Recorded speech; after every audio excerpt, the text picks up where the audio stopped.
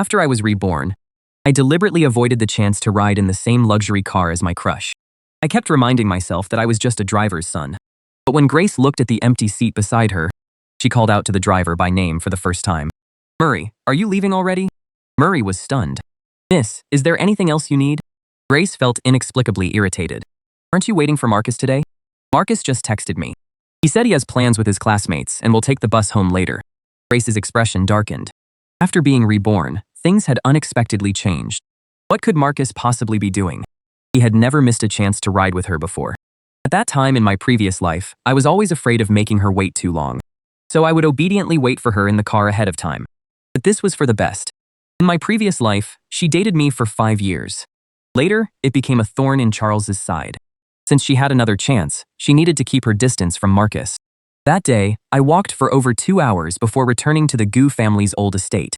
I went around the Gu family's courtyard and entered the servants' quarters. Grace spotted me from the second-floor balcony of the main villa. Her eyes followed me. And then she called my name.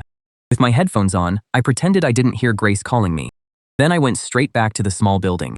Grace's face went cold as she headed toward the building where the servants lived. Just as I entered my room and tried to close the door, she stopped it with her hand. "Marcus, didn't you hear me calling you?" I was annoyed by what she did. "I had my headphones on, so I didn't hear you calling me." "So what did you need me for?" Only then did Grace realize that she had been reborn.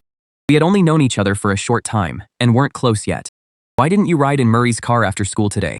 My tone was distant. "Are you joking? You're the employer, and my dad is the driver.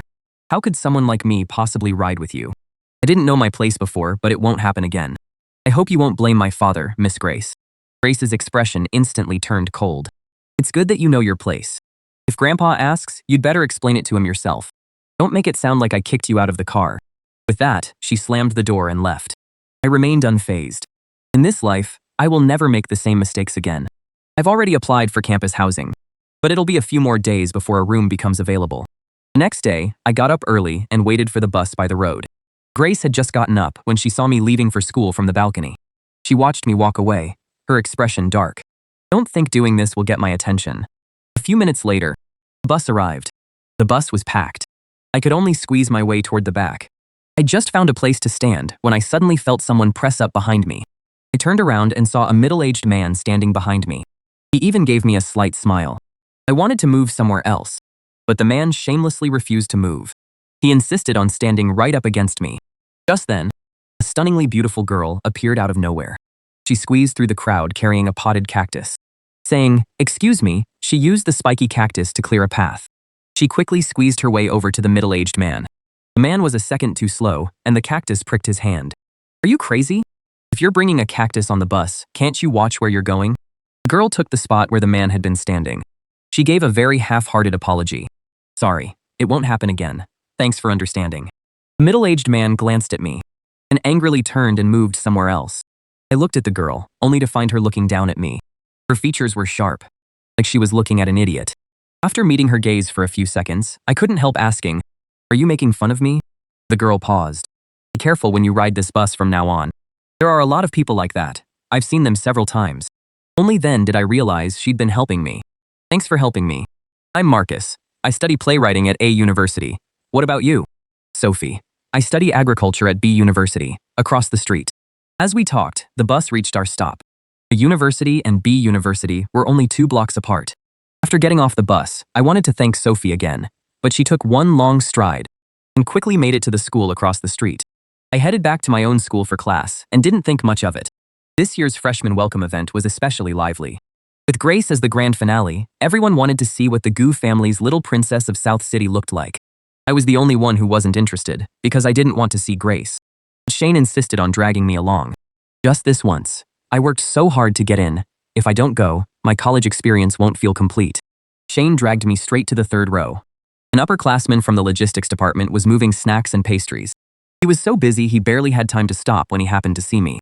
He asked me to help carry this box of bread backstage and hand it out to the performers who didn't have time to eat. I took the bread and made my way through the crowd to backstage. A lot of upperclassmen waiting to perform were backstage. I set the bread on a table by the door. Then I instinctively glanced at the dressing room farther inside. In my past life, I specifically came backstage to bring Grace the berry-flavored bread she liked. Grace was allergic to peanuts, and a lot of those breads were nut-flavored. I was afraid she'd take the wrong one, have an allergic reaction, and mess up her performance. But this time, I couldn't be bothered to care what happened to her. She's an adult, after all. It's not like she can't recognize the word nuts. For some reason, Grace lingered in the dressing room instead of leaving. Then, there was a knock on the dressing room door. Willow was about to get up and answer it, but Grace was faster. She quickly walked over and opened the door. Her voice was icy. "I don't want any." But before she could finish, she paused. "Who are you looking for?" The boy outside was startled by Grace's expression. "Miss Grace, I heard you're performing tonight." With a bang, Grace slammed the door shut, her face dark. She turned around and sat back on the couch, looking cold enough to freeze someone. Willow scratched her head. "Grace, don't you like Ethan?" Grace froze for a second. "I didn't get a good look, I didn't." "And who did you think he was?" Grace didn't answer. She was already really irritated. Why hadn't Marcus come yet? He had already come by this time in her past life. Unable to wait any longer, Grace finally got up and left, only to find that people outside were already handing out bread. Willow came back with some bread. "Have something to hold you over. There isn't enough time to go out for dinner now. We'll eat after the performance." Grace took the bread and saw that it was nut-flavored. Her expression darkened even more. It wasn't until Grace took the stage to sing that she finally saw me. All the boys in the audience were cheering for Grace as she came on stage. But I was looking down at my phone. Apparently, I found the noise annoying and even put on my headphones. After Grace finished singing First Love, the whole place was fired up. Many people went on stage to give her flowers. Grace had already received several bouquets. But she didn't leave the stage right away. She didn't know why. She couldn't help looking in my direction. Just then, Shane from the third row came back with 2 bouquets. He stuffed one into my arms. "Marcus, I'm going up to give Grace some flowers. Want to come with me?" I handed the flowers back to Shane. "Are you kidding? Give flowers to Grace? I'd rather give them to a dog." I glanced at the stage. Then I remembered how much Willow had helped me in my past life. So I said, "Sure, let's go together." Grace on stage suddenly reminded me of how she refused my flowers in my past life. But this time, she accepted them. After all, she knew I truly liked her, even if she didn't love me. She still had some feelings for me. Grace stood there, her eyes fixed on me as I walked onto the stage holding the flowers. Even she didn't realize it. As I walked up to her, she naturally freed up one hand. She reached out, ready to take my flowers. But I walked right past her and handed the flowers to Willow behind her. I smiled and said, "Your performance was amazing. Can I give you these flowers?" Willow froze for a couple of seconds before standing up to take the flowers. "Of course, thank you." After giving Willow the flowers, I turned and left the stage without even looking at Grace. Willow met Grace's gaze, looking completely confused. Grace suddenly turned to her. "What's going on between you and Marcus?" Willow was speechless. "Nothing. I barely even know him." "Grace, could he be doing all this on purpose to get your attention?" She's nothing. Why would I pay attention to her?" It was already 10 p.m. when I got back to the GU residence. When Murray saw me come back, he immediately came over and asked, "Did you see Miss Grace at school today?" "She didn't ask me to pick her up today." "It's past 10, and she still isn't home. Her phone is off too. Mr. Charles is looking for her everywhere." I took out my phone and opened the freshman group chat. "Tell Mrs. Eleanor not to worry. They're probably out singing karaoke." "All right, I'll go let her know right away, before she sends someone to ask you." I also saw in the group chat photos that a handsome guy was sitting next to Grace. It was Charles. They really did end up together again. The next morning, Mr. Charles was furious that Grace hadn't come home the night before. Worried that Mr. Charles would question me, I got up early and left. When I got on the bus, I spotted Sophie right away. Sophie was holding a crystal-clear succulent plant. I was a little worried I'd run into that middle-aged man again. I immediately walked over to Sophie and greeted her with a smile. Sophie quietly made some room for me, almost shielding me with her body. Grateful for her thoughtfulness, I started a conversation. "Miss Sophie, what's that plant you're holding? It's so beautiful." I stared at it for a long time but didn't reach out to touch it. This succulent looked a lot like the gift I got when I graduated in my previous life. Sophie said, "It's called Neon Jade Dew. Do you like it?" I nodded. "I do. It's beautiful, like crystal." Before I could finish, Sophie pushed the jade dew toward me. "Take it, it's yours." I instinctively took it, a little surprised. "You're really giving it to me?"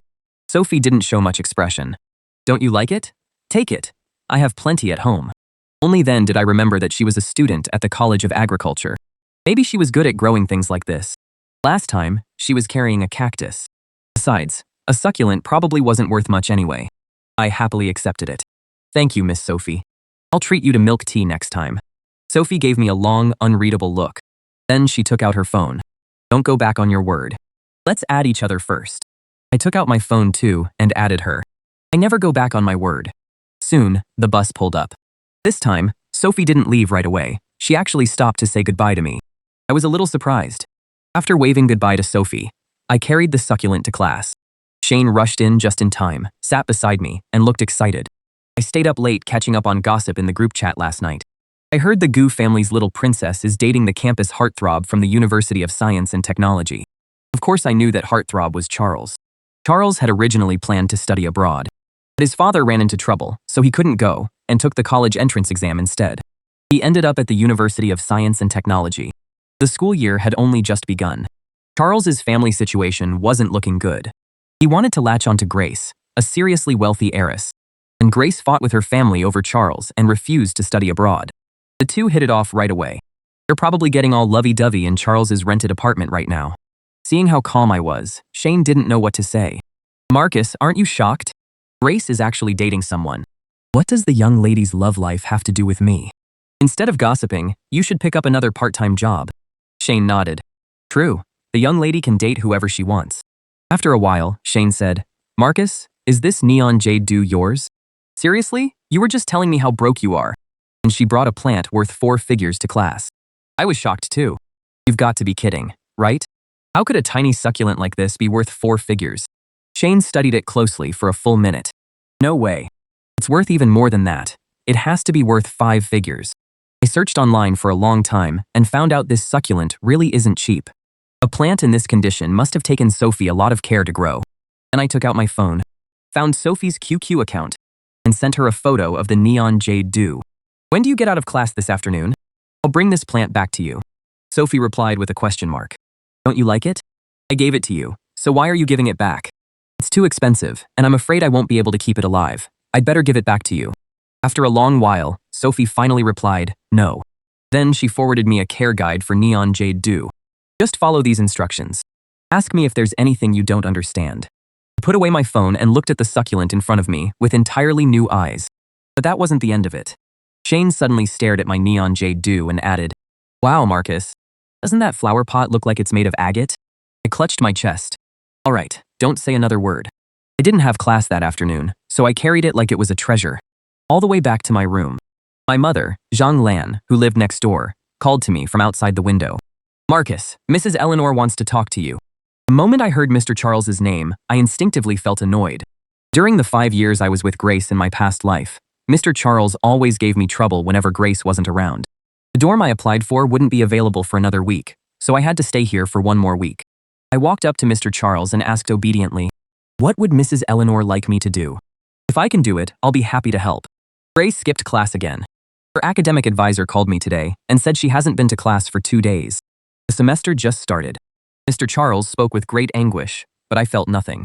Because I knew the school's academic advisor would never call Mr. Charles to tell him that Miss Grace had skipped class. Who would dare mess with the Gu family's little princess? Who would dare tell her whether she has to attend class? Marcus, aren't you at the same school as Grace? You even share some classes. Could you keep an eye on her for me? If she skips class, text me right away. Let's exchange contact info first. I know exactly what's going on.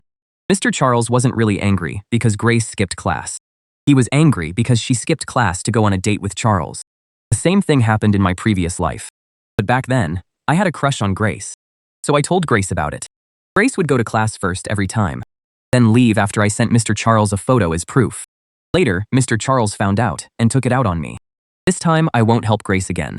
Just as I was about to refuse, Zhang Lan reached over and patted me on the back. It's just taking a picture of Miss Grace. It's not that hard. Don't worry, Mrs. Eleanor. Marcus can definitely do it. As she spoke, she used her phone to scan Mr. Charles's QR code. Then she forwarded Mr. Charles's contact card to me. I followed Zhang Lan out with a dark look on my face. I'm not doing this photo thing. You agreed to it, so you do it yourself. With that, I turned around and went back to my room. I understood what Mr. Charles was up to. Because I'd been going out of my way to get close to Grace lately, Mr. Charles couldn't have failed to notice. And since Grace hated being watched, Mr. Charles wanted me to secretly take pictures of her. It would make Grace hate me and keep her from getting close to Charles. A little after 10 that night, Grace finally came home. As soon as she got back, she got into an argument with Mr. Charles. They argued for nearly an hour. Grace stormed out of the villa. She headed straight to the gazebo by the building next door. The gazebo faced my bedroom window. In my previous life, I often secretly watched Grace from my window. Grace stared coldly at the window. She counted silently, and whenever she got to around 20, the driver's son would come out to see her, bringing her food or an umbrella, or simply coming out to check on her. But then, with a soft bang, the window she was watching suddenly closed. The curtains were drawn right after. Grace froze, looking completely stunned. With a dark expression, she walked over to the window and knocked several times. I didn't expect Grace to come knocking on my window. I stood inside for a few seconds before going out. "Miss Grace, are you looking for me?" Grace looked at me with a complicated expression. "Why did you close the window?" "To protect my privacy, of course. It wouldn't be good if someone could see inside my room, right?" Grace's expression was cold. I wasn't acting the way I had in my previous life, but she assumed it was just another little trick to get her attention. "In that case, keep the windows closed from now on. Don't open them." I glared at her, retreating back. That hot-tempered heiress is such a pain. Grace suddenly stopped and turned around. "My mom asked you to take pictures of me in class, didn't she?" I froze for a moment. "How did you know?" "Don't worry. I won't secretly take pictures of you. You never did before, and you never will." Grace gave a cold snort. Her gaze grew a little strange, and after a few seconds, she said, "Go ahead and take them. If she told you to, then do it. I won't skip class anyway." With that, she turned and headed out of the courtyard. She remembered how, in her previous life, I had helped her brush off Eleanor, and Eleanor had scolded me for a long time because of it. This time, she didn't want me to get scolded like that again. But then I suddenly called out to her, "Wait." Grace stopped, looking as if she'd known it all along. He really did still like her. She gave me a haughty look and asked, "What is it?" Then she saw me holding my phone's camera up at her. "Miss Grace, you said I could take pictures of you, right? Please say it again, so no one can blame me later." Grace was annoyed. "I said you can take pictures. Take as many as you want. Is that good enough?" With that, she turned and strode away. Satisfied, I saved the video and went to sleep without a worry. I had no idea Grace was so angry that she couldn't sleep all night. The next day, Grace had an early class. After getting in the car, she habitually looked to the left. But I wasn't in the car, obediently waiting for her like I was supposed to be. Not long after the car set off, it passed me walking down the street. Grace's attention went straight to the milk in my hand. I've always liked drinking milk in the morning. Every morning when I got up, I'd put 2 bottles of milk in warm water. Then I'd take them with me and drink them in the car. Grace hadn't had that kind of milk in a long time. She stared at it for 2 seconds, then suddenly said, "Stop the car." Then she said to me through the window, "Get in." I shook my head. "Thank you, Miss Grace, but that's okay. I'll just take the bus." Grace had offered me a ride for the first time, but I actually turned her down. She gave a cold snort. "Suit yourself." The sedan sped away. I caught the bus right on time, too. Sure enough, Sophie was on the bus, too. Pleasantly surprised, I walked over to her. "Good morning, Sophie." Sophie quickly put her phone away. If I'd looked more closely, I would have seen that she was looking through my social media posts. I handed her a bottle of warm milk. "Have some milk, Sophie." After Sophie and I rode the bus together a few times, we got to know each other better. She showed me pictures of her beautiful garden on her phone. After we got off the bus, she said, "I'll take you to see my garden sometime. There's even a little fish pond." As we kept chatting, Sophie suddenly stopped, and I sensed something was wrong too. I looked up and saw Grace nearby with 2 friends. She was glaring darkly at the milk in Sophie's hand. One of her friends was still making sarcastic comments. "Grace, isn't that your driver's son? Didn't he always follow you around before? Why is he following someone else now?" The words "someone else" struck a nerve with Grace. She never could have imagined that I had been reborn too. Grace stared at the milk in Sophie's hand, then sneered at me. She said, "Why aren't you catching rides with me anymore? So you like another woman now? And think you're too good for me?" My face darkened. "Miss Grace, what are you talking about?" "What? Am I wrong? When you first came to the Goo family, didn't you wait for me in the car early every morning? You used to bring me this milk too. Why are you giving it to someone else now?" Thinking about my old self made my face turn sour. I really regretted ever liking Grace. What was wrong with her today? Was she on the wrong meds? Grace gave Sophie another once-over. "You probably don't know this yet, but he's my family's driver's son." I felt incredibly awkward. "I'm sorry, Miss Sophie." Sophie reached out and rubbed my head. "You don't need to apologize. You didn't do anything wrong." I knew Grace was a terrible person, but I really didn't want to drag Sophie into this. "Sophie, you should get to class. You'll be late." Sophie frowned and asked me, "Who is she?" I was silent for 2 seconds. "She's crazy." Sophie paused, then asked hesitantly, "Is she your girlfriend?" "Of course not." Seeing how eager I was to distance myself from her, Grace snorted. How could I possibly like a driver's son? I was furious. Right, you could never like a driver's son. And was it a ghost who was with you for 5 years? Who asked you to like me? What is wrong with you? If something's wrong with your brain, go get treatment. In both her lives, it was the first time Grace had ever been cursed out by me. She froze and stood there glaring at me. Grace fell silent. Sophie fell silent too. I looked a little embarrassed. Goodbye, Miss Sophie. I'm going to class. You should get going too. Without waiting for Sophie's response, I turned and ran through the school gates. I didn't dare look at Sophie. I was afraid I'd see surprise and contempt in her eyes. When I was with Grace in my previous life, I'd had enough of those looks. Grace stood there with a dark look on her face, unwillingly staring at Sophie. Sophie didn't look too happy either. Holding the milk, she glared at my retreating back. Then, she turned and left. I had a general education class that morning. After sitting down, I opened my chat with Sophie. I wanted to apologize. After hesitating for a long time, typing and deleting, I still didn't send a single word, because nothing I could say seemed appropriate. Just as I was about to put my phone away, Sophie sent me a message. What's wrong? Only then did I realize I'd been typing for almost 10 minutes. But I hadn't sent her a single word. Sophie had probably been able to see that I was typing the whole time. I was so embarrassed that my face turned red. I'm sorry about what happened earlier, Miss Sophie. I hope you won't take it to heart. Didn't I say it wasn't your fault? You don't need to apologize. My eyes started to well up. Compared to Grace, Miss Sophie was such a wonderful person. Grace had talked about me like that in front of Sophie. I didn't know whether Sophie had misunderstood. What if she thought I was the kind of guy who hit on every girl he saw? As I was thinking about it, someone walked by and bumped into my desk. I looked up and saw Grace with a cold look on her face. She walked past me and took a seat in the back. Grace actually came to class today. Wasn't she supposed to go see Charles? So she really meant what she said last night. After freezing for a few seconds, I immediately picked up my phone. I took a picture of Grace, who had just sat down. Then I quickly sent it to Mr. Charles. She said I could take pictures and send them to Mr. Charles so he could keep an eye on her. So I took one. The fewer problems, the better. As soon as Grace sat down, Tong Xiaoran said to her, Marcus just took a picture of you with his phone.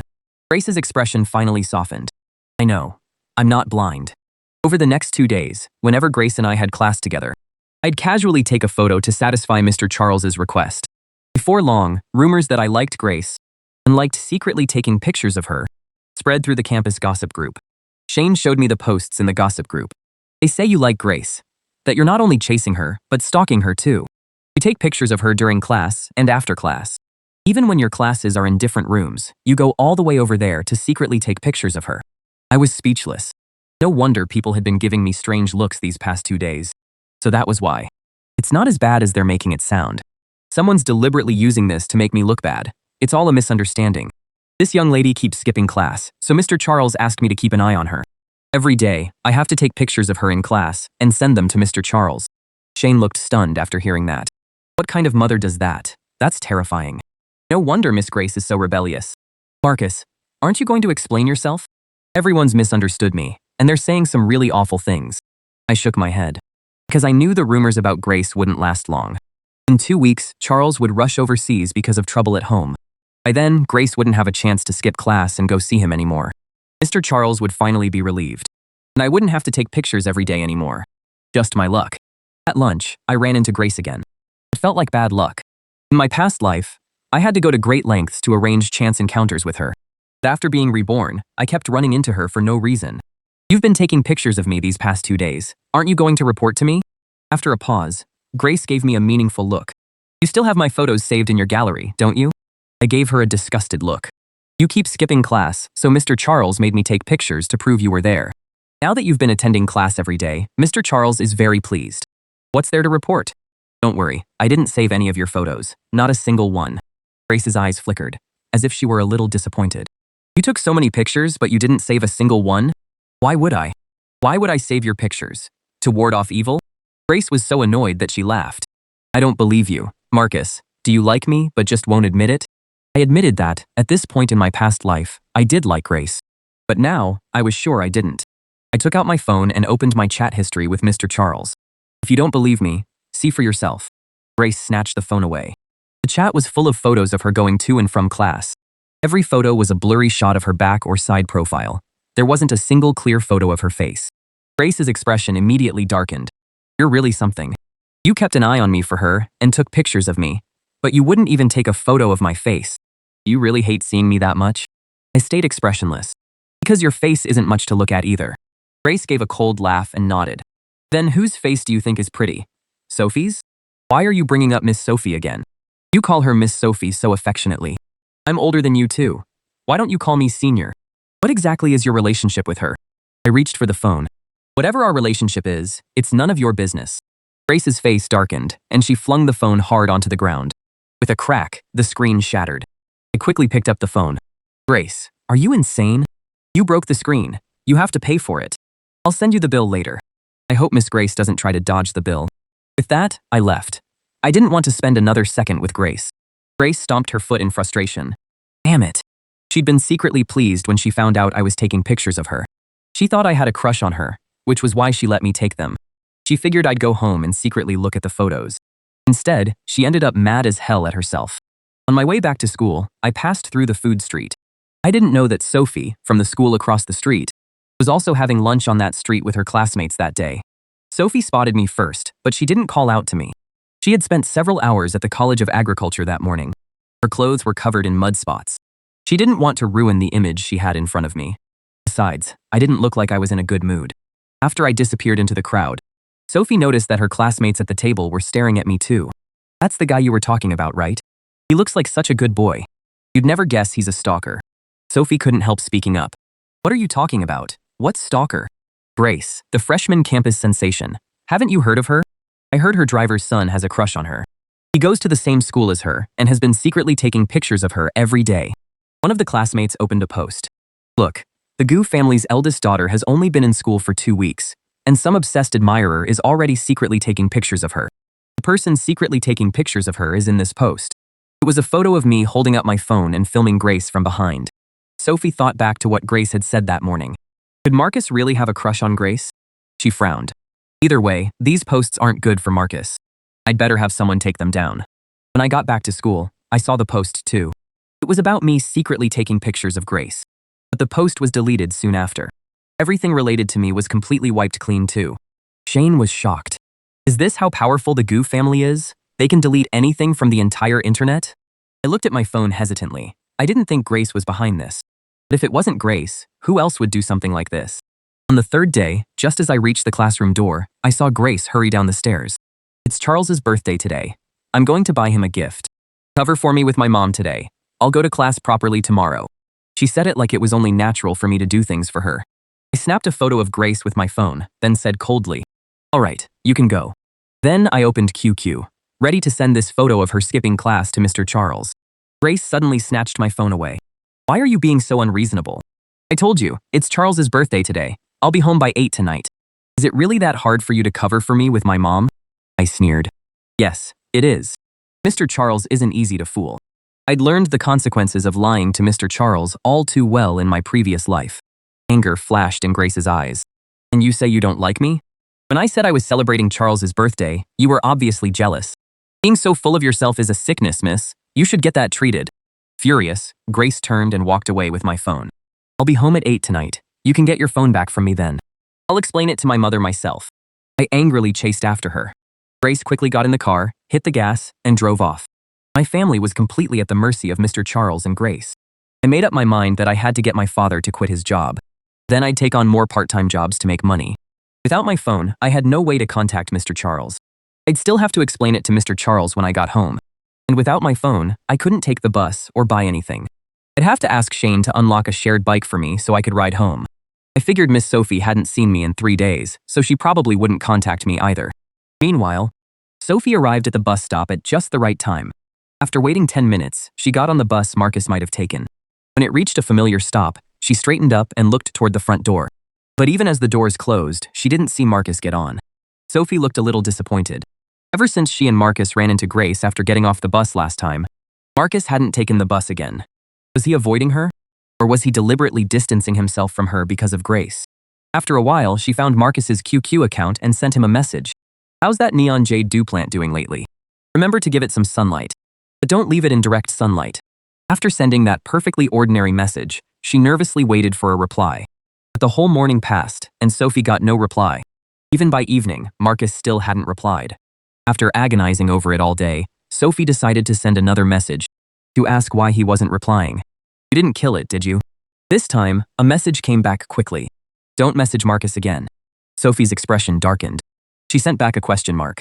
Then, a red exclamation mark appeared. Marcus had actually blocked her. No, someone else had used his phone to block her. Who was it? Grace?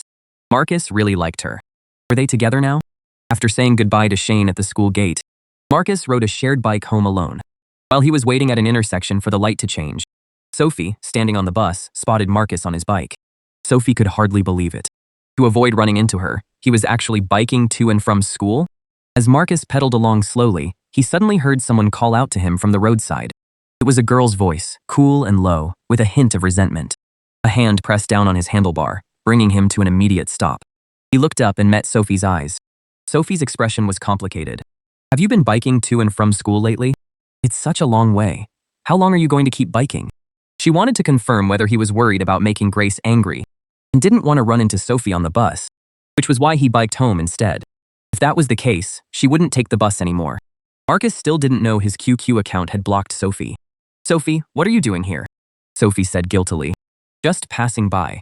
What a coincidence. Marcus walked his bike alongside Sophie. I honestly told her that Grace took my phone when I got to school this morning. I don't have my phone, so I can't use my bus card. So I had to ask a classmate to unlock a shared bike for me and ride home slowly.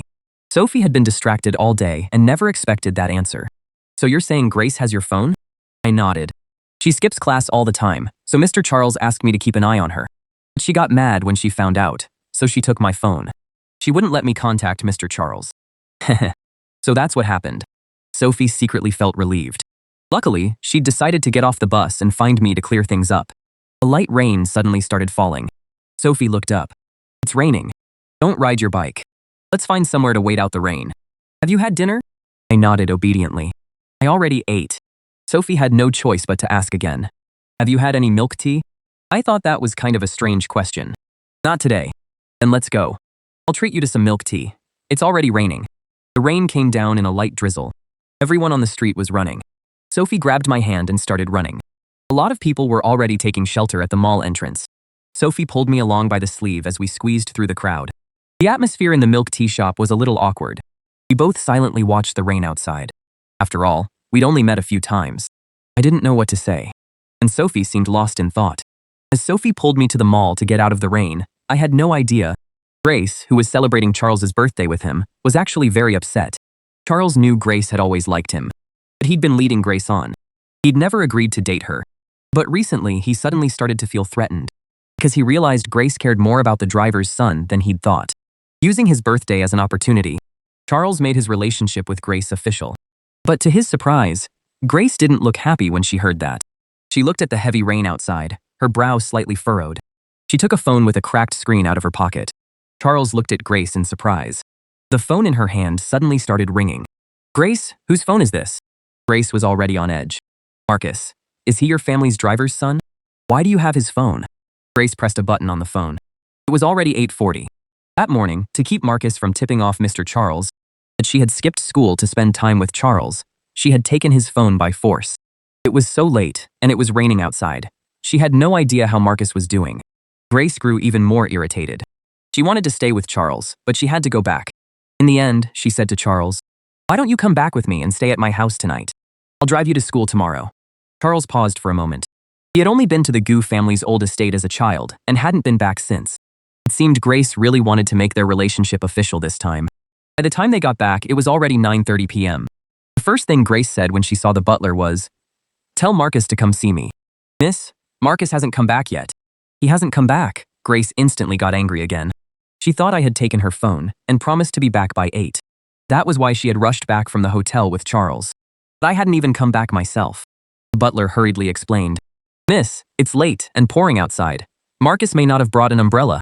I'll call him and see where he is. Then I'll have Murray pick him up." As soon as the butler made the call, my phone in Grace's pocket started ringing. She impatiently turned off the phone. "Don't worry about him. If he doesn't have an umbrella, can't he just buy one?" Then she remembered. He doesn't have a phone. How is he supposed to buy an umbrella? Forget it. I'll go to the school and pick him up myself. The butler quickly stopped her. "Miss, you'd better not go. Mrs. Eleanor is still waiting for you." Mr. Charles had been angry all day. He couldn't reach either Grace or me. Now that he saw Grace had actually brought Charles home, he was beside himself. The butler then looked at Charles. "Mr. Charles, I've arranged a guest room for you." Why don't you get some rest first? Charles looked at Grace, seeming a little hurt. Grace, can I stay in your room? The butler didn't think that was appropriate. Mr. Charles was already furious. Wouldn't that just make things worse? But Grace ignored the old butler's look and said, Sorry, Charles. I can't stay with you right now. Go rest in my room for a while. I'm going to see my mom. Meanwhile, Sophie and I were sitting in a coffee shop. Sophie suggested, The rain isn't going to stop anytime soon. Instead of waiting here, why don't we go upstairs and watch a movie? I didn't think we were close enough to watch a movie together. You really don't have to keep me company, Sophie. I can just wait here until the rain stops. Did you forget about that time you ran into a bad guy on the bus? It's getting late, too. It's not safe for you to be alone without a phone. Don't tell me you're planning to ride your bike home. Sophie stared at me seriously, with a hint of sternness in her eyes. When I met her gaze, I instinctively shook my head. Sophie got to her feet right away. Come on, let's go see a movie. Forget it. How about that popular animated movie? Something about this felt strange. Before I could say anything, Sophie looked down at her phone. It starts in 20 minutes. We can still get tickets. Want some popcorn? No, I don't think so. My mind couldn't keep up with Sophie at all. How had she gone from asking if I wanted to see a movie to already buying the tickets? Okay, then we won't get any. Let's go upstairs first. I hesitated, then obediently followed behind Sophie. Seeing me like that, Sophie felt a little stirred up inside. She admitted that she was a little mean. I was exactly her type. The moment she first saw me on the bus that day, she was a little taken with me. She had even planned how to win me over step by step. But things don't always go according to plan. Now she just wanted to speed things up. It was almost 11 by the time the movie ended. The rain outside had eased up quite a bit. Sophie said apologetically, I had you come watch a movie with me. I didn't expect it to get so late. Won't your family worry? I shook my head. I used your phone to call my dad. He won't worry. The movie was great, and for a little while, it made me forget about everything with the Goo family. But I still had to go back and face Mr. Charles's anger. Sophie took out her phone. Give me the Goo family's address. I'll get you a cab home. It wasn't until 11:30 that I got back to the Goo family estate. After getting out of the car, I thanked Sophie and said goodbye. I felt a little bad for taking up her time. Miss Sophie was such a nice person. I watched the car drive away before turning toward the Goo residence. As soon as I walked through the gate, I was startled by a dark figure standing nearby. I tensed up a little. I turned and saw Grace standing at the door, staring at me with a dark expression. Miss Grace, what are you doing standing out here? Grace's voice was ice cold. Didn't I tell you to be back by 8? Why are you so late? I had a feeling Grace had been acting strangely toward me lately. Miss Grace, that's my personal business. I don't need to report it to you. Can I have my phone back now? The annoyance in my eyes hurt Grace. She took out my phone, but didn't give it back right away. Instead, she stared at me and asked sternly, Whose hat are you wearing? I paused for a moment, then realized I was still wearing Sophie's hat. Oh, it rained tonight, and without my phone, I couldn't buy an umbrella. A kind upperclassman lent me her hat. As I said that, I stepped forward and snatched my phone back from Grace. Grace thought of the girl who had ridden the bus with me before. Just a kind upperclassman? She casually lends out a hat worth several thousand yuan. She sure is generous. I froze. No way. A hat costs several thousand yuan? Grace gave a mocking laugh. Now I see why you wouldn't ride with me. You found someone better to suck up to. Think whatever you want. Huh, if making fun of me like this makes you feel better, then I'll consider it my good deed for the day. Grace felt even worse. I'd always been so gentle. When did I become like this? She had brought Charles back that night and had already argued with Mr. Charles.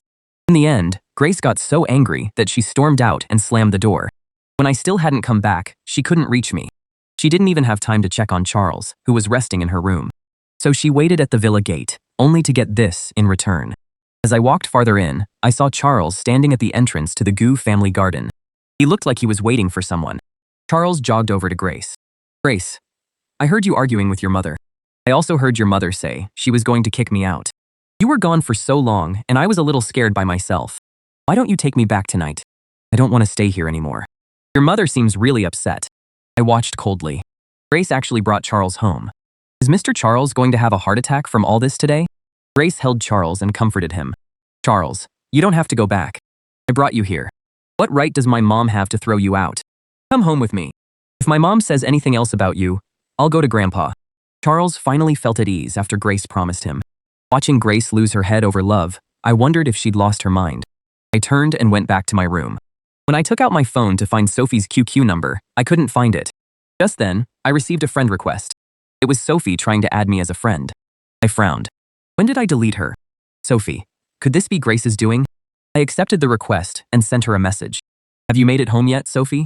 Sophie replied quickly. I finally got my phone back. I'm already home. Thanks for asking. I hesitated for a long time. In the end, I decided to send Sophie 200 first. Thank you so much for today, Sophie. This is for the movie ticket and cab fare. I hope you'll accept it. Sophie didn't accept my transfer. You don't have to pay me back. I hope you'll treat me to a movie or dinner next time. Is that okay? Of course, Sophie. I'll treat you to dinner tomorrow. Satisfied with his answer, Sophie smiled to herself. Okay, it's a deal. The next day, the Gu family's drama was about to begin. Mr. Charles got up early and called for the butler. What happened last night? Charles didn't leave? Did they spend the night together? The butler could only nod helplessly. Miss Grace wouldn't let us send Mr. Charles away. Mr. Charles's face turned livid with anger. There's nothing wrong with Grace dating, but she can't get pregnant. Charles's father is about to go to prison. How unlucky would it be to marry into that family? My grandson can't have a grandfather who's been to prison. Mr. Charles thought for a long while, then suddenly looked up. Go have the family doctor prescribe some medicine. When I came out of my room, I happened to overhear several maids whispering. Mrs. Eleanor seems to be in a good mood today. I thought Mrs. Eleanor would be angry when she saw Mr. Charles come downstairs. I didn't expect them to actually eat together. A complicated look flashed in my eyes. In my previous life, Grace never brought Charles home. The two of them never made their relationship official, even after going abroad. Not long after that, Grace and I started dating. The first time I went back to the Gu family estate after we got together, Mrs. Eleanor was very polite to me and invited me to stay for a meal. Back then, I thought Mrs. Eleanor had truly accepted me. But Mrs. Eleanor ended up causing lasting damage to my health. And after Grace learned the truth, she only said there was nothing she could do. Her mother brushed the whole thing aside with just one sentence. This time, Charles was the one being drugged. I wonder what Grace will do.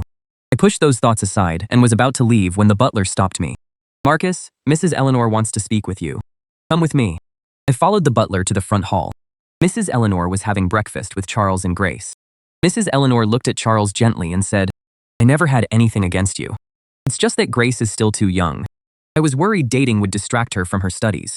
Mrs. Eleanor's attitude had changed completely. Charles could hardly believe it. I understand, ma'am. I'll make sure Grace stays focused on her studies. Even though they slept in the same bed last night, Grace didn't let Charles touch her. Mrs. Eleanor slid a bowl of bird's nest porridge toward Charles, her eyes full of affection. Have some porridge. It'll help build you up. You're far too thin. Charles accepted it with a smile and obediently began eating the porridge. Grace, however, frowned deeply. Charles was right beside her, and her mother had accepted him. Yet she couldn't understand why she still felt so irritated. But when I walked in and Grace saw me, she immediately sat up a little straighter. I ignored her and politely asked Mrs. Eleanor, Mrs. Eleanor, did you want to see me? Mrs. Eleanor smiled. I heard about what happened yesterday. Grace took your phone because she didn't want you to keep taking pictures or keeping an eye on her in class. Didn't she? I nodded calmly. Grace frowned in annoyance. Mom, are you really going to make him keep watching me? Mrs. Eleanor shook her head. Of course not. I'm just saying you can't bully Marcus like that. Why would you take someone's phone like that? It's so inconvenient not having a phone. As she spoke, Mrs. Eleanor took out a new phone. I saw your screen was cracked, so I got you a new phone. It's also to thank you for keeping an eye on Grace these past few days. Starting today, you don't need to keep an eye on her anymore. Charles will keep an eye on her for me. Charles had just finished his bird's nest porridge and gave a sweet smile. Don't worry, ma'am. I'll make sure she stays on top of her studies. I sneered to myself. But I obediently said, Thank you, Mrs. Eleanor. I'll head to school now. Grace quickly stood up too, looking a little anxious. It's getting late. I need to get to school too. Charles stood up too. But the next second, he clutched his stomach, and his face instantly went pale. Grace, my stomach hurts so bad. Don't panic. I'll take you to the hospital right now. Driver, hurry and take us to the hospital. The driver saw in the rearview mirror that Charles wasn't doing well. He couldn't help asking, Did Mr. Charles eat something bad? As soon as he said that, Charles nervously said, No, I don't think so. I only had a bowl of bird's nest porridge today. As he spoke, he looked at Grace in shock. Grace's expression darkened. She had finally remembered something from her past life. She remembered taking me back to the Gu family home once. After eating with Mother, I had severe stomach pain too. After 3 days of tests, they found out I'd taken an overdose of medication. Grace and I had a huge fight over it. She thought I had taken the medication myself. I suspected Mr. Charles had done it, but Grace didn't believe me. Now, as Grace looked at Charles's symptoms, they were exactly like mine had been in her memories. Charles said weakly, Grace, could there have been something wrong with that bowl of bird's nest porridge? Grace suddenly shouted, "Stop the car! Driver, take Charles to the hospital first. I'll be there soon." She hurried back to the Gu family estate. Meanwhile, Mr. Charles was telling the maid to clear the dishes. Grace stared coldly at the maid. "Wait. Leave the bowl Charles used." Mr. Charles looked at Grace in surprise. Grace looked terrifyingly grim. "Tell me, did you put medicine in Charles's bird's nest porridge?" "Grace, you're hopeless when it comes to love. Charles has a stomachache, and you think I poisoned him? I'm your biological mother. Is this how you question me?" Yes, in her past life, Mr. Charles had used those same words to brush Grace off. Back then, Grace chose to side with Mr. Charles. But now, overwhelming regret and guilt consumed her. She'd been with me for 5 years and had never gotten pregnant. Mr. Charles had said she didn't mind my background and agreed to let me marry into her family. But only if we have a child. Grace's chest rose and fell with anger. "Yes, you're my biological mother. You would never do something like that. Today, you said you approved of Charles and me being together, and that you'd agree to let us get married someday. But only if we have a child of our own, right?" Mr. Charles froze for a moment. How did Grace find out about her plan? Seeing the look on Mr. Charles's face, Grace broke down and screamed, "Are you even human? How can you be so heartless?" I expected the Gu family's drama, but I wasn't interested in it. Nothing involving the Gu family has anything to do with me in this life. As soon as I got on the bus, I instinctively looked for Sophie. Sure enough, Sophie was standing in the back, looking at me. I squeezed my way over to her. "Good morning, Senior." Sophie had a smile in her eyes. "Good morning, Senior. I took your hat home and washed it yesterday, but it hasn't dried yet. I'll give it back to you tomorrow once it's dry," Sophie said with a smile. "Okay? Marcus, do you have class this afternoon?" I shook my head. "No, but I have a part-time shift at a restaurant this afternoon." "Which restaurant do you work at?" "It's a restaurant called Human Fireworks. You've probably heard of it, right?" Sophie paused. She'd done more than just hear of it. Her mother owned that restaurant. When Sophie and I got off the bus, she asked again, "Are you going to work part-time at Human Fireworks every evening from now on?" I nodded. "Yes. My shift there is from 7 o'clock to 9 p.m. Sophie nodded and didn't say anything else. After we parted ways, we each headed to school. Grace didn't come to school at all that day. Of course, I figured she probably wouldn't be coming to school for the next several days either. Charles would be in the hospital for at least 3 days. After that, it would be about time for him to leave the country with his mother. In my past life, Grace held a grudge against Charles for leaving without saying goodbye and obsessed over it for years. Now, she could finally say a proper goodbye to Charles. After class, Shane was still sharing gossip with me. I heard in the gossip group that Charles and Grace from the neighboring Institute of Technology have made their relationship official. Someone saw them at the hospital, owned by the Gu family. This is just what I heard, okay? Apparently, that Charles... Shane lowered his voice and leaned in to whisper in my ear. Apparently, Charles had an allergic reaction to medication, so he was hospitalized and put on an IV. Shane sighed. You'd never guess it. These rich kids really know how to have a wild time. I was shocked. Your gossip group even knows about that? You even know that Charles took medication? Doesn't the Gu family's hospital keep things confidential? Shane said mysteriously. Marcus, there's a lot you don't know. That hospital may belong to the Gu family, but it has other shareholders too. And there are so many people who like Miss Grace. They're jealous of Charles and want to dig up information on him. With so many people, there's nothing they can't dig up. After Shane explained it, I understood. When I was hospitalized in my past life, rumors about me were everywhere too. They said things like the driver's son was a vain social climber who seduced Miss Grace. Later, the rumors got even more ridiculous. They said my college entrance exam score was fake. They said I stole someone else's identity to get into school. I shook my head and sighed as I said to Shane, don't get involved in this. Just listen and leave it at that. The Gu family isn't someone we can casually talk about. Shane nodded while looking at his phone. Don't worry, I know what I'm doing. Grace stopped coming to school and didn't even go home. I had another 2 peaceful days. But before long, I saw Grace again. This time, it was at the Human Fireworks restaurant, where I worked part-time. I was wearing a black server uniform, clearing plates and utensils.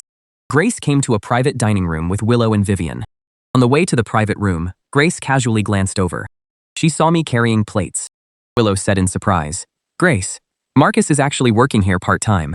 Is he really that broke? Vivian nudged Willow. Why do you talk so much? Come on. Willow glanced at Grace, knowing she was already upset. So she didn't say anything else. Grace had been having a rough time these past 2 days. Charles had spent 2 days in the hospital on an IV drip. The doctor said the medication had done serious damage to his body. He would need to take good care of himself and recover slowly from now on. But in the short term, he would definitely lose his fertility. The doctor's idea of short-term actually meant 1 or 2 years. But Grace knew that in my past life, I hadn't gotten her pregnant for a full 5 years. If Charles was the same, he would find out the truth sooner or later. How would she explain it then? Charles was discharged from the hospital today and returned to the Chen residence to recover. Grace kept the fact that she drugged Mr. Charles a secret. She didn't know how to explain it to Charles, nor did she know how to face the exhausted-looking Charles. More importantly, she suddenly wanted to see me. She watched me from a distance as I carried plates and humbly explained the dishes to customers. A surge of anger suddenly rose in Grace's heart. With a dark expression, she left Willow and Vivian behind and strode toward me. Today, I ran into a difficult middle-aged customer. Instead of ordering, she kept asking me, "You're new here, aren't you? I've never seen you before. You're a student from a nearby college, right?" I nodded with a smile. "Yes, ma'am. So, what would you like to order?" She said with a smile. "You're so young, working part-time at a restaurant. Are you really that short on money? You must have a lot of student loans. Can you pay them off yourself?" I could barely keep the smile on my face. I replied patiently, "That's nothing you need to worry about, ma'am. Please look over the menu first. I'll come back later to take your order." With that, I turned to leave. But then the customer suddenly said, "Hey, I never said I wasn't ordering. What kind of service is this?" I'd only been working here for 2 days, and this was the first time I dealt with such a difficult customer. I was about to go get the supervisor when I saw Grace walking over with a grim look on her face. She suddenly kicked the woman's table, knocking the wooden table right over. I took 2 steps back and stared at Grace in shock. "Ma'am, what are you doing?" I hurried over, trying to usher Grace outside. But Grace stepped in front of me instead, glaring at the middle-aged woman with a dark expression. "If you want to eat, then eat. If not, get the hell out." The middle-aged woman jumped to her feet and pointed at Grace.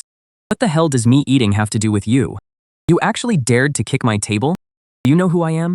The woman had 2 companions with her. All 3 of them stormed up to Grace. Grace had been bottling things up for days, and this time, she wasn't going to take it anymore. Without another word, she threw a hard punch at the woman's face. I was completely stunned. The brawl broke out immediately. Willow and Vivian saw it, and Willow blurted out, "What the hell?" Then she rushed over to help without hesitation. Vivian followed right behind her. The situation became even more chaotic. I quickly contacted the supervisor on duty, who rushed over with 4 or 5 security guards. After a huge effort, they finally managed to pull them apart. The middle-aged woman was beaten black and blue, because Grace had focused on beating up only her the whole time. The middle-aged woman's clothes were all rumpled. Furious, she said, "Call the police! I'm calling the police!" The incident caused quite a stir. People in the restaurant turned to look and whispered to each other. And the restaurant manager got word. She rushed out of her office in a panic. She immediately spotted Grace standing in the middle of the crowd, and her heart skipped a beat. The manager hurried over to Grace and said in shock, "Miss Grace, what brings you here so suddenly today? You didn't even let me know beforehand." There was a hint of fear in her voice. After all, a wealthy heiress like Grace had a private room specially reserved for her at the restaurant. As one of the restaurant's VIP members, Grace had always received special attention from the manager. She didn't want to offend such an important guest over this incident. But when the manager looked at Grace, her face instantly went pale and she broke out in a cold sweat. Grace's hair and clothes were a little disheveled too. She had clearly just been in a fierce fight. Who had a death wish and dared to hit the Gu family's eldest daughter? The manager's heart began to race as she stammered, "What happened?" The manager's voice was full of panic and concern. She knew full well that Grace was Mr. Charles's precious daughter. If Mr. Charles found out his beloved daughter had gotten into a fight here and had even hurt her lip, the consequences would be unimaginable. Mr. Charles would be furious. He might even come here himself to demand an explanation. The middle-aged woman was still shouting angrily, "You're the restaurant manager? Good, you're here. I was having a perfectly nice meal at your restaurant, and then what happened? It was bad enough that your server neglected me, but her friend even beat me up. I'm calling the police, and I'm suing you." The restaurant manager frowned and turned to look at me nearby. Just as I was about to explain, Grace stepped in front of me. She gave the middle-aged woman a dark look and said, "What does this have to do with the server? I wanted to hit you because you're such an eyesore. If you want to sue me, go right ahead." Willow frowned. She immediately took out her phone and said, Fine. I'll have my lawyer come over and deal with this. We're hungry. We're going to eat." The restaurant manager knew these young ladies were not to be messed with. She made a quick decision and immediately had the bodyguards take the 3 people to the office in the back of the restaurant. Then she turned to me and said in a slightly stern tone, "Come here for a second. Listen carefully. Make sure Miss Grace is taken good care of. Nothing can go wrong. Do you understand?" I quickly nodded. Understood, manager. Seeing this, the manager felt a little relieved. She turned and hurried after the 3 women who had been beaten, following them into the office. She knew she couldn't let this matter get out of hand. Otherwise, it would hurt the restaurant's reputation and could bring her unnecessary trouble too. More importantly, she didn't dare offend a powerful family like the Gus. So the best thing to do now was to start with the 3 guests who had been beaten and talk to them properly about compensation, hoping to settle this matter as soon as possible. At worst, they would have to pay more compensation. That was still much better than offending the Gus. Human World Restaurant is members only. Because it does a good job protecting its guests' privacy, many wealthy people and celebrities like to dine and hold meetings here. Renting a private room here costs 5 figures a day. A lot of people want to do business with celebrities or make connections with wealthy people, so they naturally come here. If people found out that members were assaulted at the restaurant, it would seriously damage the restaurant's reputation. The restaurant supervisor followed Manager Wang and asked quietly, "Manager, what should we do with that new intern?" Manager Wang was extremely irritated right then. Even though it was the guest's fault, the new intern had caused trouble on her very first day at work. She said impatiently, "Forget it. Pay her what she's owed and tell her not to come back." The restaurant supervisor nodded. "Yes, manager, I'll take care of it right away." The supervisor came out looking for me but couldn't find me. After asking around, she learned that Grace and I knew each other. Grace had already called me to her private room. So she went to Grace's private room. The door was closed, and Grace's voice came from inside. "I beat her up, so what? Marcus, you're criticizing me? I was helping you. Would you rather she helped you pay off your loan? So that's the kind of person you are." I looked at her speechlessly but still said calmly, "Miss Grace, I wasn't blaming you. It's just that things got a little out of hand today. Mrs. Eleanor may ask me about it when we get back." The moment I mentioned Mrs. Eleanor, Grace suddenly slammed the table. It made a loud bang. Willow frowned. "Grace, calm down." Grace gave a cold laugh, stared at me, and asked, "Marcus, are you really that obedient to my mom? Will you do whatever she tells you?" Seeing how obedient I was made Grace furious. She thought to herself, too bad he wasn't reborn and didn't know Mr. Charles had set him up in his previous life, even ruining his health and leaving him unable to have children. If he knew, maybe he wouldn't listen to his parents anymore.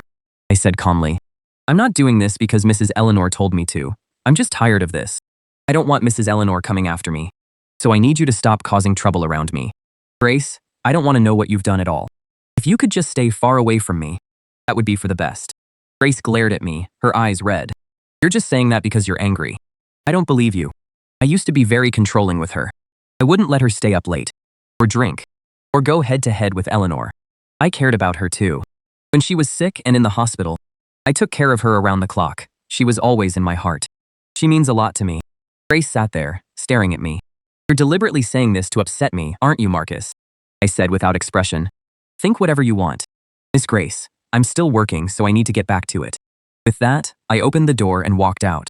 I came face to face with the restaurant manager in the hallway. The restaurant manager said awkwardly, "Marcus, you know Miss Grace?" I nodded a little sheepishly. "She's my classmate." The restaurant manager thought we looked like much more than just classmates. But he didn't ask any more questions. He said uneasily, "Marcus, this has gotten pretty serious today. It's been very bad for the restaurant. Our boss doesn't know about this yet, but he'll definitely hold us accountable. You're an intern, so you won't be held responsible for this. But you probably won't be able to work here anymore." The restaurant manager put it very tactfully, but I understood what he meant. I'd only been working there for 2 days, and I was already fired. It was unexpected, but understandable. It was my first time getting a part-time job, and I never expected it to end like this. I felt a little discouraged, but I quickly pulled myself together. I apologized sincerely to the restaurant manager. "I'm sorry, manager. You were the one who hired me, but I ended up causing you trouble." The restaurant manager quickly waved it off. "Hey, it's okay. It's okay. You don't need to apologize. We all know this isn't your fault. There's nothing we can do. The members here are all very important people. People in the service industry just have to put up with some mistreatment. Some service jobs even have a grievance bonus for employees. That shows just how much service workers have to put up with." The private room was dimly lit, as if it, too, had been affected by the stifling atmosphere. Grace's face was grim, like an iceberg about to erupt. She had just been in a fierce fight. The web between her clenched thumb and forefinger had split open from how hard she was gripping her fist. Bright red blood slowly seeped out, making for a startling sight. A dark bruise had also appeared at the corner of her mouth. It was the mark left by a hard punch she'd taken. It was starting to swell and looked rather nasty. Seeing this, the restaurant server hurriedly brought over some ice. She carefully held it out to Grace, signaling for her to ice her face and reduce the swelling. Willow and Vivian stood off to the side. Their hands and necks were covered in scratches too. They were marks left behind in the earlier chaos. But compared to Grace, they were better off. After all, Grace's injuries were all on her face, making them especially noticeable. Neither of them had any injuries on their faces. If you ignored the scratches on their bodies, no one would know they'd just been in a vicious fight. Grace casually tossed the ice onto the table. It hit the tabletop with a sharp clatter. The sound was especially jarring in the quiet private room. Her expression darkened further as she spoke coldly. She clearly saw me fight for her and get hurt like this. Yet she didn't even bring me any medicine. Her voice was full of resentment and disappointment. Even this ice was brought by another server. She never showed up at all. It felt like a huge stone was weighing on Grace's heart, making her feel miserable. Her thoughts drifted back to her previous life. At that time, I was so attached to her back then. Once, when she was hurt, I was so worried that my eyes turned red. Tears welled up in my eyes, and I finally couldn't hold them back anymore. I rushed out to buy medicine, then carefully treated her wounds when I got back. I was so gentle, afraid of hurting her even a little. Even when Eleanor chewed her out, I would quietly wait outside the door. When she came out, I'd gently comfort her and make her feel better. Back then, I hadn't started my part-time job yet. Life was simple and uncomplicated. She was all I could think about. Grace's heart suddenly skipped a beat. So much had changed in this life. Everything was completely different from her past life. Could Marcus have been reborn too, just like her? As soon as the thought crossed her mind, she dismissed it. No, that's impossible.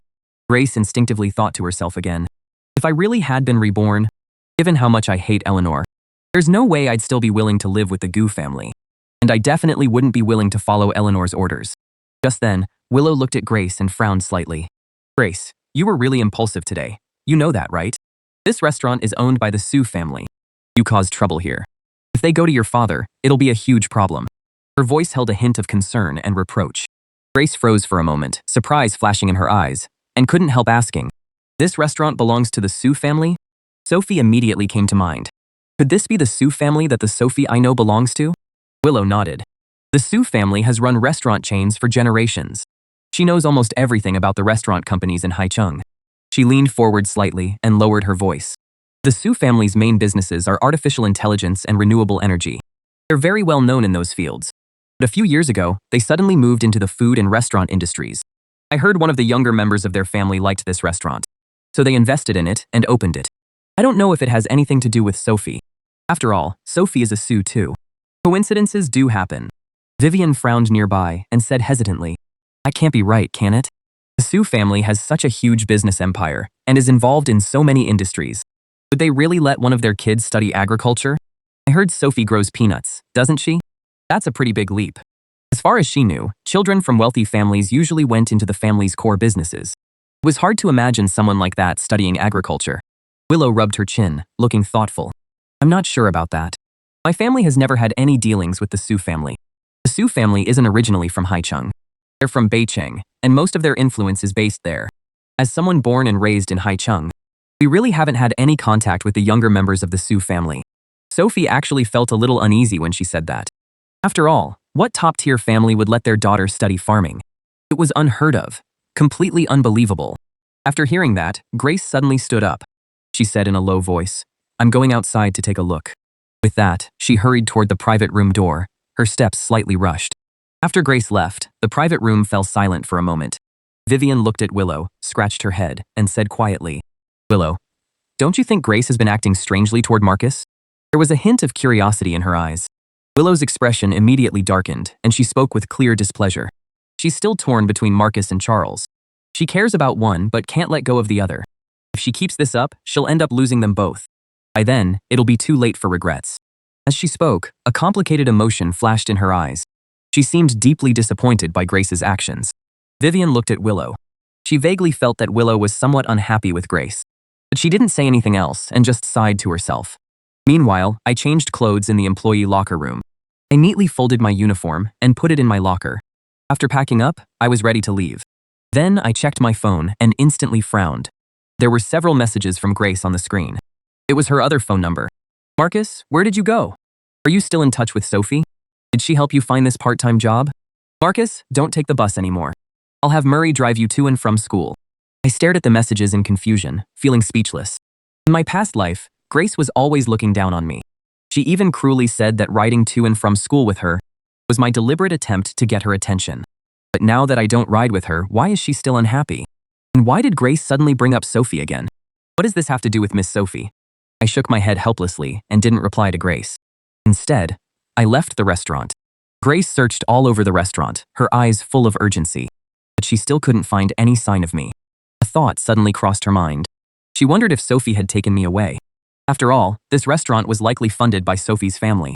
At the thought, it felt like an invisible hand was tightly gripping her heart. Her irritation grew stronger and stronger. She was too restless to calm down. Even the food in front of her seemed to lose all color and flavor, making it hard to swallow. The private room where she'd been sitting now felt like a cage, making her feel like she couldn't breathe. She couldn't stay seated any longer. She immediately took her childhood friends, Willow and Vivian, to sit at a table outside. Only Willow and Vivian, the friends she'd grown up with, would put up with her. If it had been anyone else, they probably would have lost patience with her moody temper long ago. Seeing how distraught Grace looked, Vivian felt sorry for her. After calling over a server and placing their order, she asked about Grace's situation. "Where's that new intern from A University? She's our classmate. Has she gotten off work?" She didn't need to explain, since everyone at the restaurant knew about their relationship.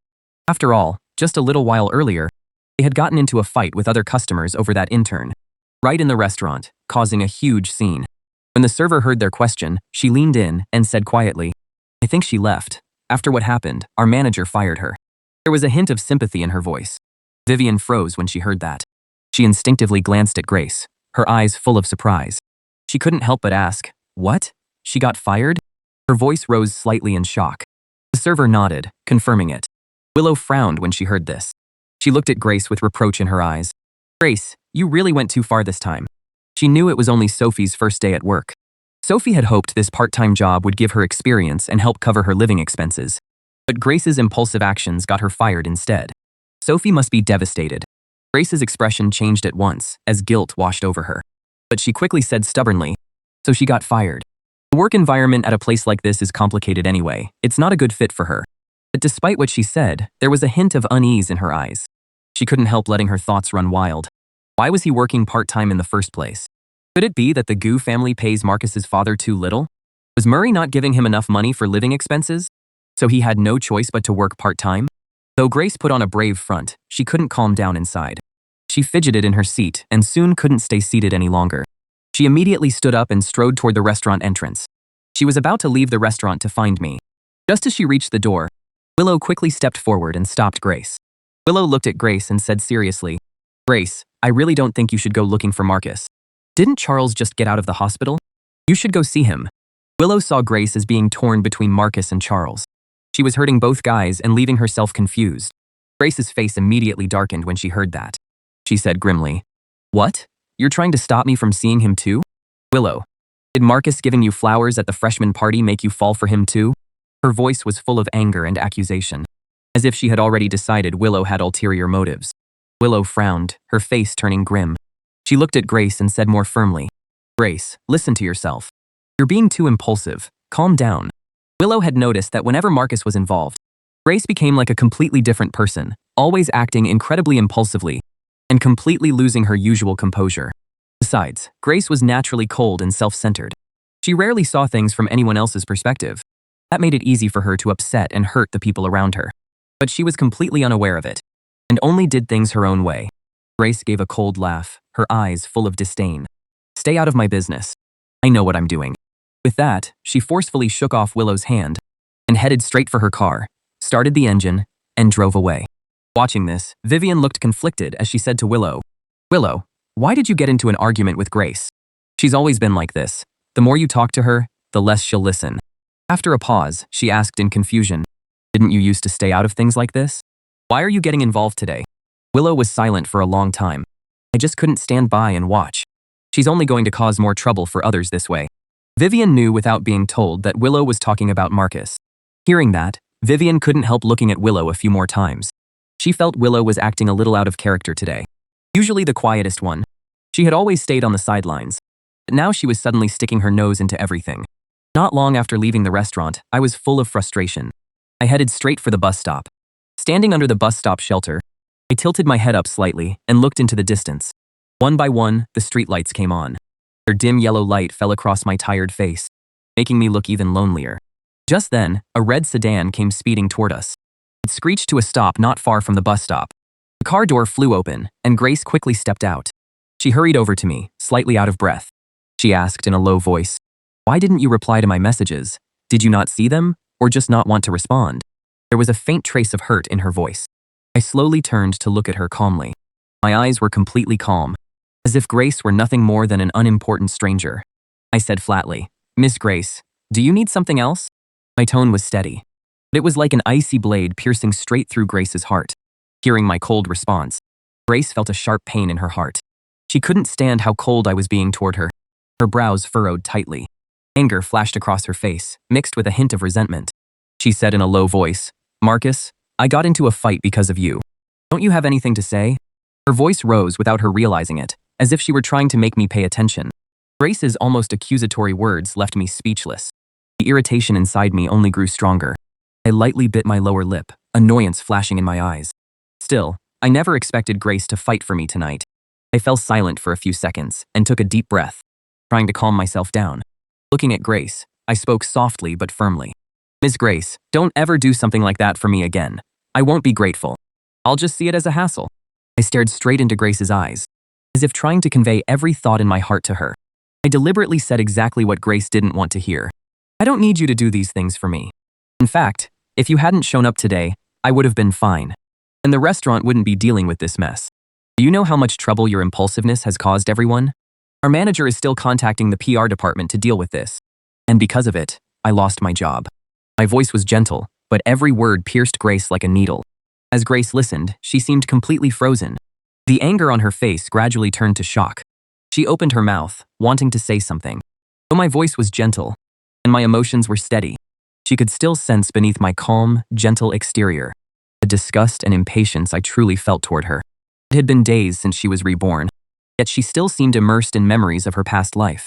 She had never been able to adjust to how completely different I was now. The thought that I could actually hate her was simply unbelievable to her. How could that be? When Grace didn't respond, I gently moved her out of the way. I said calmly, "If there's nothing else, I'll be going." With that, I turned to leave. As if she had suddenly snapped out of it, Grace quickly reached out and grabbed my hand. Her grip was so strong, it felt like she was going to crush my wrist. She stared at me, a hint of panic in her eyes, and asked urgently, "Why are you suddenly looking for a job? Are you that short on money?" I never worked part-time in my previous life, which confused her deeply. My body stiffened slightly when she grabbed me. I turned around and gave her an answer she never expected. "I don't want to go back to the Gu family. I don't want to see you." Grace instinctively let go and stood there frozen. The expression on her face was impossible to describe. There was shock, disappointment, and a hint of helplessness she'd never felt before. I pulled my hand away from Grace. Just then, a bus slowly pulled into the stop. Without even checking the route number, I hurried onto it. Grace, who was always arrogant and self-centered, stayed where she was. She watched me walk away, hurt in her eyes. I could feel her gaze holding me in place like shackles. But I didn't look back. I'm actually a soft-hearted person. When I first came to the Gu family, I saw Grace fight with her mother and run away from home. She even ran out into the pouring rain. I could never bring myself to leave her alone, so I would follow her and comfort her. I bought her water and brought her an umbrella. But my kindness was never repaid.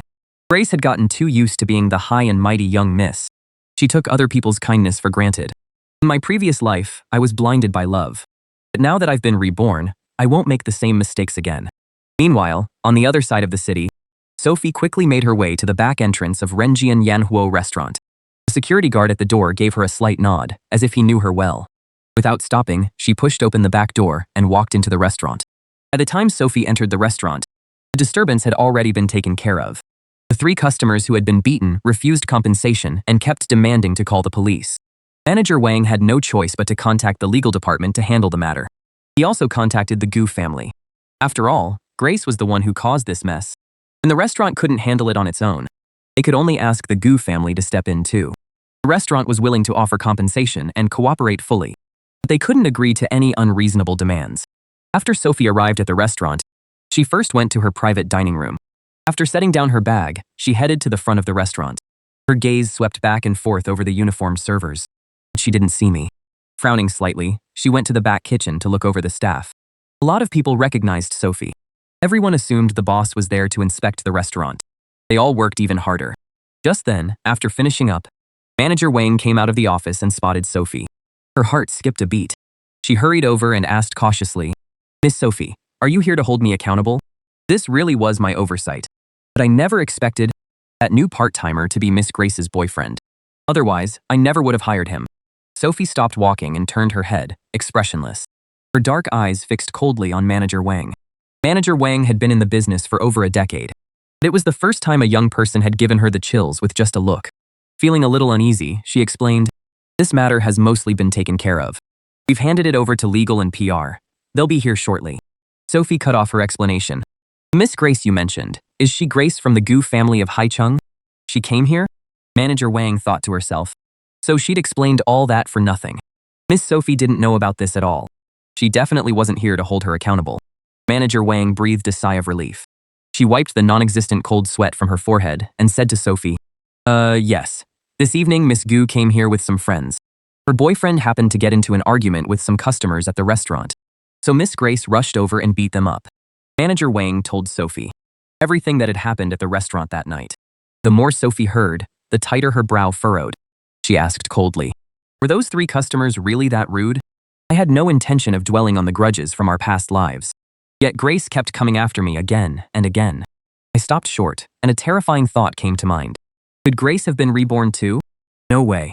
If Grace had been reborn, she should be looking for Charles to stop him from going abroad. It made no sense for her to come after me, a mere stand-in, when the one she loved was right beside her. As I was thinking that, I suddenly heard a cool female voice calling out to me in the night breeze. I looked up and saw Sophie standing beneath a dim street lamp not far away. Sophie had a complicated look on her face. She walked quickly over to me and studied my expression. My eyes widened slightly in surprise. "Miss Sophie, what are you doing here?" Sophie was quiet for 2 seconds before she said, "It's my birthday, and I'm having a party. I wanted to ask if you'd like to come." I was even more surprised. "Oh, really? Then happy birthday, Sophie." As I spoke, I pulled over my backpack and searched through it, but couldn't find anything. In the end, I took the little chick keychain off my backpack. Blushing, I handed it to Sophie. "Happy birthday, Sophie. I didn't know, so I didn't get you a gift. In my previous life, Grace took this little chick keychain. This time, I'd originally planned to keep it for myself." Sophie looked at the little chick keychain in my hand. The yellow chick had a red scarf around its neck and a straw hat on its head. It was a fluffy little chick with a tiny bell around its neck. It looked adorable. Sophie immediately reached out and took the keychain without changing her expression. I felt Sophie's warm fingers brush against my hand. My hand trembled, and I quickly pulled it back. Sophie glanced at me and noticed my cheeks had turned red. She lowered her head slightly and quickly attached the keychain to her shoulder bag. She said softly, "This is great. I really like it." I felt like the keychain was too cheap to give as a gift, but Miss Sophie seemed to really like it. Sophie asked me, "We're going to karaoke. Do you want to come with us?" Even though she was asking, she looked at me with anticipation. I was in a bad mood too. If Mr. Charles found out Grace got into a fight for me at the restaurant, who knew whether he'd secretly put something in my food? I immediately nodded. "Sure. Are we leaving now?" Sophie nodded and called a car through an app. At that moment, she suddenly regretted arguing with her parents over the farming practicum when she ran away from home. She should have taken her Maybach with her. Her grandfather had given it to her, and it wasn't bought with her parents' money. She should have been allowed to take it. She couldn't keep taking cabs with Marcus all the time. She'd need to rent a place and take Marcus out all the time in the future. No, she'd better buy a car first. She still had some money anyway. As she thought it over, she sent a message to her group chat. "It's my birthday. You all have to come to Blue Star KTV." There were only 7 people in the group chat. Some of her classmates were still out in the fields, while others were rushing to finish their assignments and papers. The moment they saw the message, they were all excited. "Sophie, you finally remembered to treat your older brothers and sisters to dinner. If Miss Sophie is treating, we have to show up." "Perfect. I haven't eaten yet. We're having something expensive today." "Wait a second. Sophie, if I remember right, isn't your birthday in July? The date doesn't match this time. Is it really your birthday?" "The car is here." Sophie opened the car door for me and watched as I got in. Then she went around to the other side. After getting in, she sent a reply on her phone. "I said it is, so it is. You'll find out when you get here." Then she added, "I'm bringing a friend. Don't get the wrong idea." After sending the message, she put her phone away. I was still feeling down, so Sophie turned to me and asked, "Do you want some milk tea? I heard it can make you feel better." I asked her, "Do you want one too, senior? Want me to buy you one?" When Sophie brought me to the private room, Several of her group mates had already arrived. There were 3 guys and 3 girls inside. With Sophie and me, there were 8 of us altogether. They were excited when they saw Sophie come in. "Sophie, you're finally here. We've been waiting for you." A slightly chubby girl with glasses rushed over, trying to hug Sophie. Sophie reacted quickly. She pulled me aside to dodge her. Frowning, she said, "Slow down, you might run into someone. Marcus is so skinny. What if you really bump into him?" Only then did the others in the room notice me standing behind Sophie. "Wow." Everyone's eyes widened slightly in surprise. One tall guy said in surprise, "Sophie, did you bring your boyfriend?" Everyone immediately started teasing her. "No way, no way. Sophie actually has a boyfriend?" I blushed awkwardly and turned to look at Sophie. Sophie smiled and led me over as she told everyone, "Don't make things up. His name is Marcus. He's a younger student from a university across the street. Not my boyfriend." Everyone went, "Oh," with knowing looks on their faces. They understood. Not yet, but he probably will be someday. Still, they had never seen Sophie this close to any guy before. She'd always been cool and distant with everyone. It was the first time her classmates had seen someone at her side. And it was a male student, no less. The students exchanged looks and gave each other knowing signals. Look at Sophie, using her birthday as an excuse just to ask him out. She must be into him. Everyone had a gossipy look in their eyes. One of the girls handed me a bottle of Coke. She said eagerly, "Hey little bro, I'm Iris. You can call me sis." I was just about to say something when Sophie said coldly, "Ever since school started, you've been calling every guy your little brother. You must have a whole truckload of little brothers by now." Iris protested. "That's different. This little brother looks more well-behaved." Sophie quietly said to me, "Don't mind them. Have some fruit."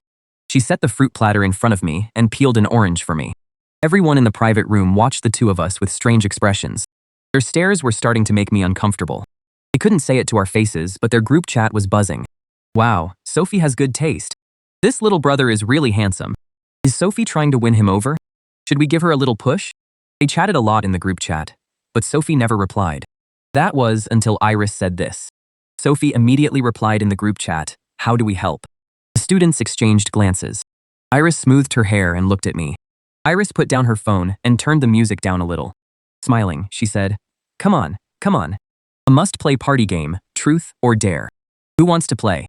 Someone complained in the group chat, "Can we do something more original, this again?" Iris widened her eyes, stared at Sophie, and subtly signaled to her. "Girl, I'm helping you win him over. Do I have to teach you how to play along too?" Iris shouted, "Sophie, do you want to play?" Sophie looked a little helpless. She turned to Marcus and asked, "Do you want to play?" Although Truth or Dare was popular at college parties, I'd never played it before. Iris was thrilled. "Then, we'll all play together. I'll go get the cards." Everyone sat in a circle on the couches around the coffee table. I leaned over to Sophie and said, "Sophie, didn't you get a cake for your birthday today?" If I hadn't mentioned it, Sophie would have almost forgotten it was her birthday. Sophie was quiet for 2 seconds before she said, "We had cake at lunch, so we didn't buy one tonight." Still, we all thought it probably wasn't this Sophie. But I didn't think much of it. I didn't doubt Sophie. Then again, who would think someone would fake even their birthday? Just then, Iris came over with the cards. The 8 of us sat in a circle around the coffee table. Iris happened to be sitting on my other side. She eagerly put the cards on the table and called out, come on, draw your cards." There Sophie had finally taken a liking to a younger guy. Of course they had to do everything they could to help her win him over. After everyone drew a card, Iris called out, "Who has the ace? Turn it over and show us." Everyone checked their cards, and Sophie turned hers over and placed it on the table. She had a 2. "This is my first time playing a game like this." I turned over my card. It was the ace of spades. Sophie raised an eyebrow and turned to Iris. Iris gave her an innocent look, as if to say she hadn't rigged it. It was fate. Iris brought over 2 small boxes and asked me, "Come on, freshman, truth or dare?" After hesitating for a moment, I said uncertainly, "Truth." The moment I said that, the upperclassmen around me lit up. "Ooh, truth. No backing out, freshman." One of the upperclassmen smiled and took a slip of paper from the box labeled truth. Then she handed it to me. "Here, freshman, open it and see what the question is." I took the slip of paper and slowly unfolded it. Iris leaned over and read it aloud. "When was your first love?" Everyone stared at me expectantly. Even Sophie, sitting beside me, tilted her head slightly and couldn't help looking at me. I hesitated for a few seconds. In this life, I definitely hadn't had my first love yet. But if my past life counted, I started secretly crushing on Grace when I was 18. And I got together with Grace when I was 19. I hadn't lost my memory. I clearly remembered everything from my past life. After going through such an unhappy relationship, I could never go back to the innocent, awkward feelings of first love. I smiled awkwardly and said vaguely, "Back when I was in school, I guess." I didn't say what school I went to either. That was basically the same as saying nothing. Everyone looked at me, then at Sophie. Sophie's expression stiffened a little. Her eyes turned a little cold, too. "Back when you were in school? So when exactly was that?" Iris coughed twice and asked curiously, "Freshman. We've only been in school for a month." "So by back when you were in school, do you mean this past month? Who is your girlfriend?" I rolled up the slip of paper and put it back in the box, saying a little awkwardly, "She's not a freshman this year." So it was a high school romance. At that moment, a girl said, "Come to think of it, I liked a boy when I first started kindergarten." A crush counts as a first love too. Another guy chimed in. Then by that logic, I had someone I liked when I was 3. When Sophie heard that, her expression relaxed. That actually made some sense. Iris was speechless. Fine, fine. You all had your first loves. Everyone had a first love. Okay? Come on. Let's start the next round. In the second round, an upperclassman drew the ace. She chose dare. Iris read the slip aloud. Pick someone and sit on her lap for 5 minutes. Everyone started egging her on. "Oh, don't pick me. My bad knees can't handle it." Amid everyone's laughter, the girl said happily, "I choose the sweet-smelling girl." With that, she picked another girl. Soon, the game resumed. This time, Sophie was the one who drew the ace. She turned over the card, smiled, and said, "I'll choose dare." Iris immediately handed her the box of slips and discreetly gave her a signal. Iris's hint was way too obvious. Sophie was a little helpless. Following Iris's gaze, she picked up a slip of paper. After opening it, Iris took it and read aloud, "Interlace your fingers with the person on your right for 10 minutes. Everyone instantly started cheering. "Whoa, Sophie, you're one lucky girl." Sophie's eyes lit up. Now, I felt a little embarrassed whenever I looked at Sophie's hand. After more than a dozen rounds of truth or dare, it was getting late. All the upperclassmen there were agriculture majors. Human workhorses raised out in the fields. They had to be out digging in the dirt before dawn every day. Then they dragged themselves home after dark, covered in mud. It's already 11 o'clock. This workhorse is heading home. Otherwise, once the dorms are locked, this human workhorse will have nowhere to go. Iris asked Sophie, "Sophie, are you going back to the dorm?" Sophie used to live in the dorms. Even though she owned a house in the nearby Dongshan Villa district, she rarely went back to Dongshan. But for some reason, Sophie hadn't been going back to the dorm much lately. Iris looked at me, then at Sophie. She looked like she was dying to gossip. Sure enough, Sophie shook her head. "No, I'll take Marcus home." Iris gave an "oh" and said with a grin, all right. We'll head out first." Most of them lived in the school dorms. They made it back to campus before the dorms locked up. Sophie led me out of the mall and hailed another cab. She asked if I'd had fun tonight. She looked at my face, trying to see if I was still upset. I smiled and said, "Thank you, Miss Sophie. I had a great time tonight." Sophie smiled. "That's good. I was worried you wouldn't like a place this noisy." After all, I looked like the quiet, well-behaved type. She was worried I'd feel uncomfortable going to KTV. Meanwhile, everyone in their group chat was teasing Sophie. Sophie is really something. She's the youngest, but she'll be the first to get a boyfriend. Guys, does anyone have any connections? Can you introduce a younger guy to me too? I have no one to help harvest the peanuts in my field. I could harvest peanuts with a younger guy and build some chemistry. Sophie, we don't have class Wednesday afternoon. Ask your younger guy if he wants to do an escape room. Let's pick a horror-themed one. Iris was the one who grinningly suggested an escape room. Out of all of them, Iris was the one with the most clever ideas. Although she'd never dated anyone herself, when it came to the theory of pursuing guys, she'd already studied all 108 moves. Sophie and I were sitting in the cab. When she saw that message, she replied to Iris, "An escape room is fine, but why does it have to be a horror one? Marcus will get scared." Iris was practically frustrated that Sophie just didn't get it. "Old 7, are you an idiot? Without me, how are you ever going to find a husband? Let me tell you, when you take a guy you like to an escape room, the scarier the theme, the better. If you're not scared, how are you supposed to throw yourself into his arms? Just wait. Bring your younger guy on Wednesday, and leave the rest to me." Although Sophie thought Iris was a little unreliable and over the top, this KTV outing turned out pretty well. At least she held my hand. Ever since then, I look away whenever I meet her eyes. I suddenly feel shy around her. That's a good sign.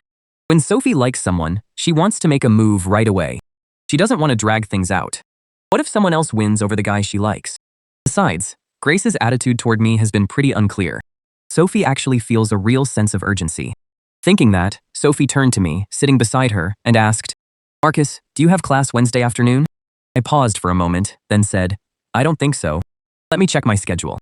As I spoke, I pulled up my schedule on my phone. Then I showed it to Sophie. I don't have class Wednesday afternoon.